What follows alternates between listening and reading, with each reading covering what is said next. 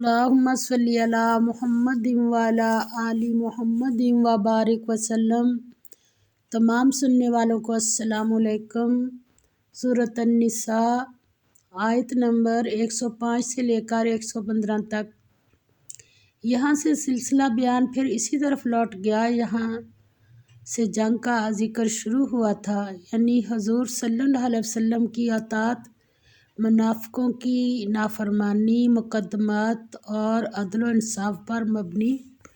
فیصلے۔ اعوذ باللہ من الشیطان الرجیم، بسم اللہ الرحمن الرحیم۔ انا بے شک ہم نے انزلنا نازل کی الیکا طرف تمہاری الکتاب کتاب بالحق کی ساتھ حق کے لتحکم تاکہ فیصلہ کرو تم بینا درمیان الناسی لوگوں کے بما ساتھ اس کے جو ارا کا دکھایا تمہیں اللہ نے ولا اور نہ تکن ہونا للخائنین خیانت کرنے والوں یا دغا بازوں کے لیے خصیماً جھگڑا کرنے والا واستغفر اللہ اور بخشش مانگو اللہ سے انا بے شک اللہ کانا ہے غفوراً بخشنے والا رحیمہ مہربان ولا اور نہ تجادل جھگڑا کرو عن الذین طرف سے ان لوگوں کی جو یختانون خیانت کرتے ہیں انفسہم اپنے آپ سے ان اللہ بے شک اللہ لا یحب نہیں دوست رکھتا من کانا جو ہو خواناً خیانت کر اثیما مرتکب جرائم یا گناہ گار یستخفون وہ چھپتے ہیں من الناس لوگوں سے ولا اور نہیں یستخفون چھپا سکتے من اللہ سے وہو اور وہ معہم ان کے ساتھ ہے اذ جب یبیتون راتوں کو مشورہ کرتے ہیں ما وہ جو لا یرضا نہیں پسند کرتا من القولی باتوں سے وکانا اور ہے اللہ بما جو کچھ یعملون وہ کرتے ہیں محیطا احاطہ کیے ہوئے ہاں انتم دیکھو تم ہؤلائی وہ لوگ ہو کہ جادلتم جھگڑا کرتے ہو یا بحث کرتے ہو عنہم ان کی طرف سے فی الحیات دنیا کی زندگی میں فمن پس کون جو جادلو جھگڑا کرے گا اللہ سے عنہم ان کی طرف سے یوم القیامتی دن قیامت کے ام یا من کون یکون ہوگا علیہم ان پر وکیل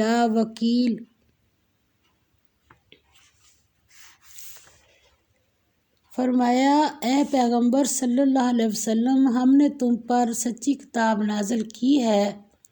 تاکہ اللہ کی ہدایت کے مطابق لوگوں کے مقدمات فیصل کرو اور دیکھو دغا بازوں کی حمایت میں کبھی بحث نہ کرنا اللہ سے بخشش مانگنا بے شک اللہ بخشنے والا مہربان ہے اور جو لوگ اپنے ہم جنسوں کی خیانت کرتے ہیں ان کی طرف سے بحث نہ کرنا کیونکہ اللہ خائن اور مرتکب جرائم کو دوست نہیں رکھتا۔ یہ لوگوں سے تو چھپتے ہیں اور اللہ سے نہیں چھپتے، حالانکہ جب وہ راتوں کو ایسی باتوں کے مشورے کیا کرتے ہیں جن کو وہ پسند نہیں کرتا تو ان کے ساتھ ہوا کرتا ہے اور اللہ ان کے تمام کاموں پر احاطہ کیے ہوئے ہے۔ بھلا تم لوگ دنیا کی زندگی میں تو ان کی طرف سے بحث کر لیتے ہو، قیامت کو ان کی طرف سے اللہ کے ساتھ کون جھگڑے گا اور کون ان کا وکیل بنے گا؟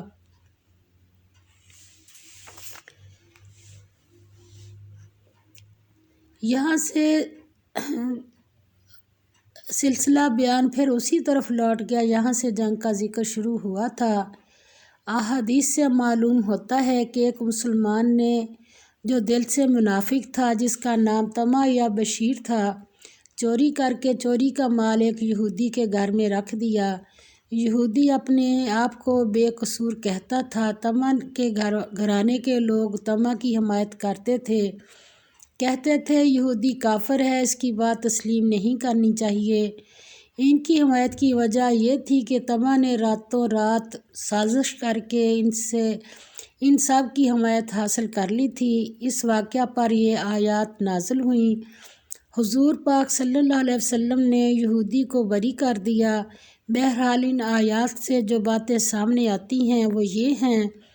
مسلمان قاضی کے لیے ضروری ہے کہ وہ ہر حال میں عدل و انصاف کے ساتھ فیصلہ کرے، اس خیال سے کہ ایک فریق مسلمان ہے اور دوسرا غیر مسلم۔ مسلمانوں کی طرفداری نہیں کرنی چاہیے، ہمیشہ اللہ سے مدد طلب کرتا رہے، کیونکہ قضاء کا معاملہ نہایت نازک ہے۔ ایسا نہ ہو کہ طبیعت کے میلان سے کوئی لغزش ہو جائے۔ قاضی کو کوئی ایسی بات نہیں کرنی چاہیے جس سے کسی فریق کی وکالت کی بو آتی ہو۔ مسلمانوں کو یہ بات زیب نہیں دیتی کہ ہم مذہب ہونے کی وجہ سے یا اپنے خاندان یا قبیلہ میں سے ہونے کی وجہ سے کسی مجرم کی حمایت کریں اور سازش کر کے جتھا بندی کر لیں۔ دنیا کی نگاہیں نہ دیکھتی ہوں، لیکن اللہ تو دیکھ رہا ہے کہ کون مجرم ہے کون نہیں۔ جو برائی کرتا ہے اس برائی کا وہ خود ذمہ دار ہے۔ بس یہ خیال نہ کرو کہ یہ شخص ہمارا ہم مذہب یا رشتہ دار ہے، اس کا جرم ثابت ہو گیا تو اس کا دبا ہم پر بھی لگ جائے گا۔ خود جرم کرنا اور اسے دوسرے کے سر تھوپ دینا ایک گناہ کے بعد دوسرے گناہ کا ارتکاب ہے۔ تم دنیا کی عدالت کو تو دھوکہ دے سکتے ہو، لیکن اللہ کی عدالت سے کیوں کر بچ سکو گے؟ اگر کوئی چھوٹا یا بڑا جرم کرے پھر اس کو دوسرے کے نام لگا دے تو اس نے اپنے جرم میں ایک اور بہتان کا اضافہ کر دیا۔ اللہ کے ہاں اس کی دوہری سزا ہوگی، لہٰذا اللہ کے ہاں اپنے گناہوں کا اعتراف کرنا اور استغفار کرنے کے سوا مجرم کی پکڑ اور عذاب سے چھٹکارے کی کوئی صورت نہیں۔ آگے فرمایا وَمَن اور جو کوئی عمل کرے سوءً برا او یا یظلم ظلم کرے نفسہ اپنے آپ پر ثم پھر یستغفر بخشش مانگے اللہ سے یجد وہ پائے گا اللہ کو غفوراً بخشنے والا رحیمًا مہربان۔ فرمایا اور جو شخص کوئی برا کام کر بیٹھے یا اپنے حق میں ظلم کر لے پھر اللہ سے بخشش مانگے تو اللہ کو بخشنے والا اور مہربان پائے گا، یعنی اللہ نے اپنی رحمت کے دروازے بند نہیں کیے۔ ومن اور جو کوئی یکسب کمائے اثماً گناہ فإنما پس سوائے اس کے نہیں کہ یکسبہ وہ کماتا ہے اس کو علی نفسہ ہی اپنی جان پر، وکان اور ہے اللہ علیمًا جاننے والا، حکیمًا حکمت والا۔ ومن اور جو کوئی یکسب کمائے خطیئۃ خطا او یا اثماً کوئی گناہ ثم پھر یرمی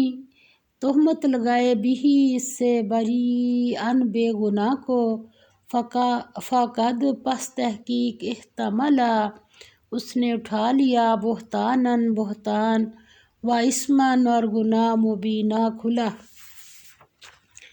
فرمایا اور جو کوئی گناہ کرتا ہے تو اس کا وبال اسی پر ہے اور اللہ جاننے والا اور حکمت والا ہے۔ اور جو شخص کوئی قصور یا گناہ تو خود کرے لیکن اس سے کسی بے گناہ کو الزام کرے تو اس نے بہتان اور صریح گناہ کا بوجھ اپنے سر پر رکھا۔ آگے فرمایا ولولا اور اگر نہ ہوتا فضل اللہ فضل اللہ کا علیک تجھ پر، یعنی نبی پاک صلی اللہ علیہ وسلم پر، ورحمتہ اور رحمت اس کی، لہمت تو ارادہ کیا تھا طائفۃ ایک جماعت نے منہم ان میں سے آن کے یضلو کا تجھے بہکا دیں، وما اور نہیں یضلون وہ بہکا سکتے الا مگر انفسہم اپنے آپ کو،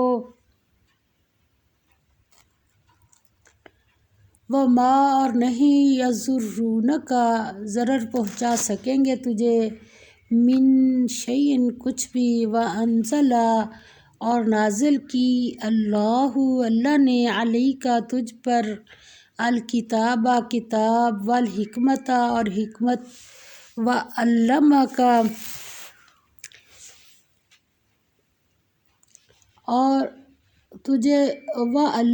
اور تجھے باتیں سکھائی، ما لم جو نہیں تکن تھا تو تعلم جانتا، وکان اور ہے فضل اللہ کا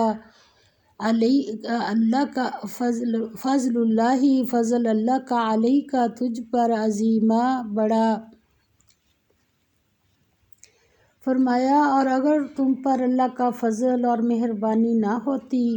تو ان میں سے ایک جماعت تم کو بہکانے کا قصد کر ہی چکی تھی، اور یہ اپنے سوا کسی کو بہکا نہیں سکتے اور نہ تمہارا کچھ بگاڑ سکتے ہیں، اور اللہ نے تم پر کتاب اور دانائی نازل فرمائی ہے اور تمہیں وہ باتیں سکھائی ہیں جو تم جانتے نہیں تھے، اور تم پر اللہ کا بڑا فضل ہے۔ یعنی لوگوں نے یہ پچھلے رکوع کے ساتھ ہی بات چل رہی ہے ابھی،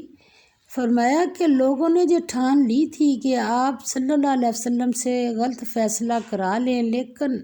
اللہ کا خاص فضل یہ ہوا کہ اللہ نے اصل واقعہ کی حقیقت بتا دی اور ایسا فیصلہ نہ کرنے دیا جو حضور صلی اللہ علیہ وسلم کی شان کے خلاف تھا۔ کیا لوگوں کو معلوم نہیں کہ حضور صلی اللہ علیہ وسلم کا محافظ اللہ ہے، وہی حضور صلی اللہ علیہ وسلم کو غلط باتوں سے بچانے والا ہے۔ اللہ نے حضور صلی اللہ علیہ وسلم پر سچی کتاب نازل کی اور حقیقت پر مبنی باتیں واضح کر دیں، آپ صلی اللہ علیہ وسلم کو کبھی بھی سیدھی راہ سے ہٹنے نہ دیا اور آپ کو سب سے زیادہ پر حکمت باتوں سے نوازا گیا ہے۔ یہ لوگ کبھی بھی آپ صلی اللہ علیہ وسلم کو غلط فہمی میں مبتلا نہیں کر سکتے۔ فرمایا جو لوگ چھپ کر آگے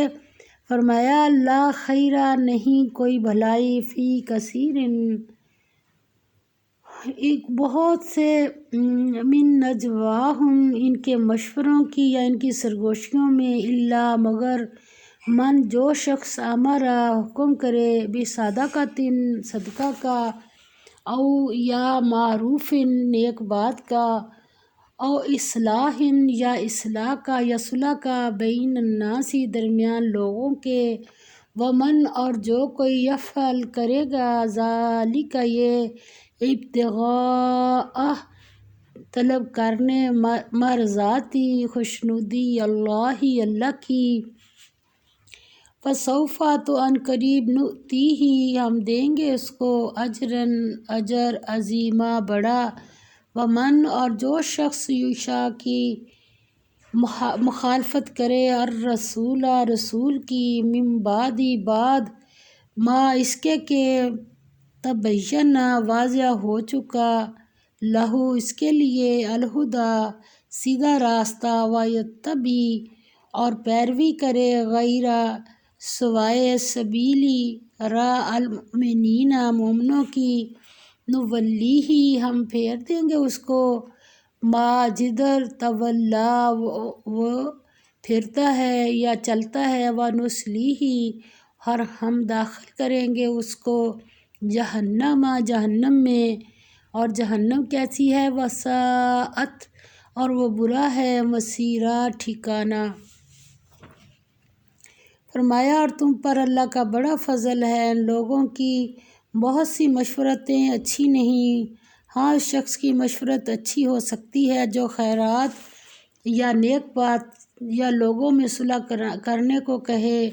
جو ایسے کام اللہ کی خوشنودی حاصل کرنے کے لیے کرے گا تو ہم اس کو بڑا ثواب دیں گے، اور جو شخص سیدھا رستہ معلوم ہونے کے بعد